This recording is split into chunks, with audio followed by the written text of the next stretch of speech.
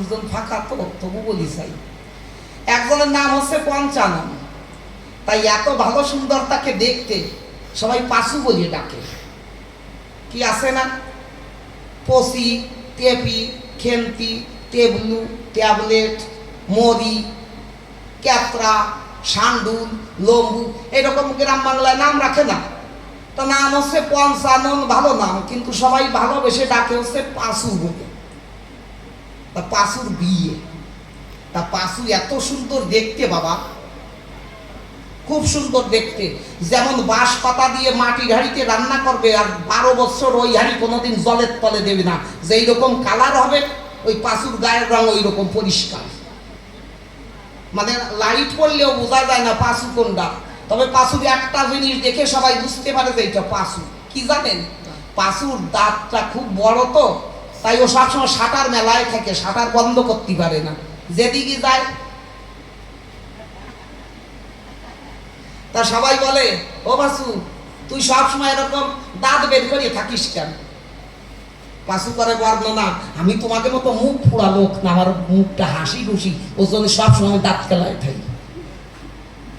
এখন পাশুর বিয়ে হবে, পাশুকে বর সাজাইয়ে নিয়ে গেছে, বিয়ের পিড়িতে বসিয়েছে। এখন আপনাদের সবার আছে জানা, বিয়ের বাড়িতে বর গেলে পরে টুটি লোক দিয়ে সাজাতো না। আজকাল তো দাড়ি কাটে না, আজকাল বিয়ে করতে গেলে মুসলমানের মতো দাড়ি রাখে, এই জায়গাতে কাটে, এতে খানিক ছাটে, আবার গোপ খায়, মনে আছে মৌলভী সাহেব বিয়ে করতে যাইছে। আর আগে বিয়ের আগে গোপ ফেলে দিতে হতো, সুন্দর করে সাজাইয়ে নিয়ে গেছে। আর ওই যে তিলকের ফোঁটাগুলো কপালে দিয়েছে সাদা সাদা, মনে হচ্ছে অমাবস্যার রাত্রে চন্দ্র উদিত হয়ে রয়েছে এই ফোঁটা, এইরকম কালার ভর সাদা। এখন পাশু তো ওইভাবে বসে, আপনাদের আছে জানা, বিয়ে বাড়িতে খাট রেখেছে বর বসার জন্য একখানা। তা পাশু আজকে ওইখানে বসে, ওই যে দাঁত কিন্তু বাইরে দিয়ে বসে আছে। এখন পাশুর দাদা বাবু করে ভাবনা, ওইভাবে যদি নিয়ে একবার সাজনা তলায় এসে ওই পান সরাইয়ে পাশুর ওই মুখ দেখে ভয় পাবে, নালে ফিট করবে, আর যদি বেশি করে বিয়ে করবে, তাহলে তো আমার শালার বিয়েটা ভেঙে যাবে। একবার যদি পাশুর বিয়ে ভেঙে যায় আর বিয়ে হবে না, এমনি চাকরি বাকরি করে না, আর পাশুর যা চেহারা তাতে কেউ সঙ্গে প্রেম করিয়েও আসবে না।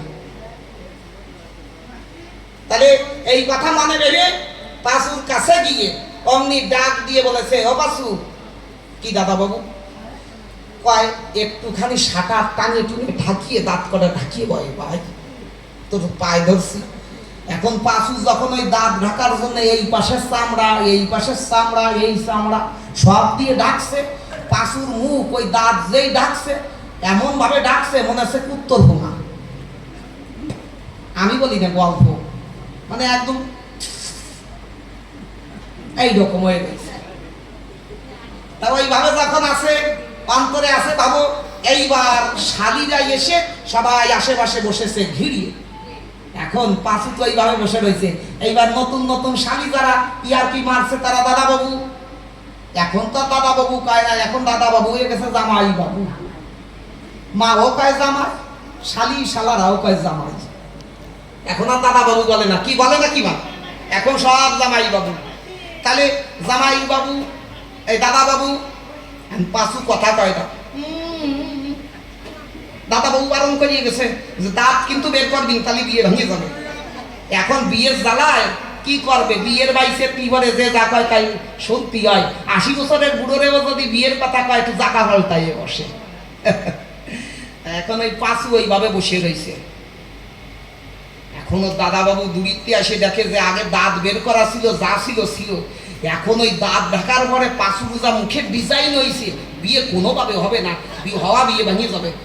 এখন শালিরা বসে রয়েছে, দাঁড়ে তো যেতে পারে না। এখন দূর থেকে হাতে তালি দিয়ে বলছে, ও বাসু আগে যা ছিলি তাই হ, আগে যা ছিলি তাই হ, আগে যা ছিলি তাই হ। আমার এইজন ওই পাশুর মতো আগে